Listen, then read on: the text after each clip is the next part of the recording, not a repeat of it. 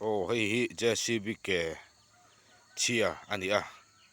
JCB ke chhungah hian akung hi pahnih pali bili ka tua tichuanin a hna lam kan en dawn ani hei ti hian a zamna ka siama tah hian bili a awma mahse vok ek lei thain kan chawm a hi ti hian hei tunah chuan an ra ve tan tawh a an la no pan awangin hei hian rahna an rah dawn tan chauh hei pahnih tun ra hian par tawh tha khawp mai hei ti hian hei hi a rah ani a an rah teuh theih ni lei tha pek chuan hei mi kungah pawh hian hei para ma hnah pawh an hrisel tha ti hian a zamna hi mauin ti hian pali in ka sawh phun a tereuh te tein a bialin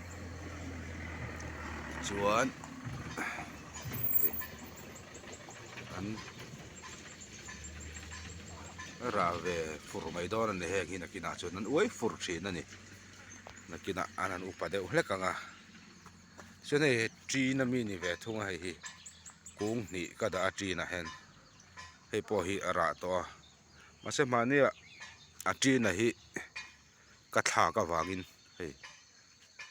a zum ka kawih chen a sa deuh hlek a hi chuan tuar deuh a tian thing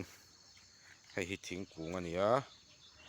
pangpar kung ania ti hian pangpar kungah hian ti hian ka zam tir a ṭin hi chu duh thu zamin lei an khawp kham lo a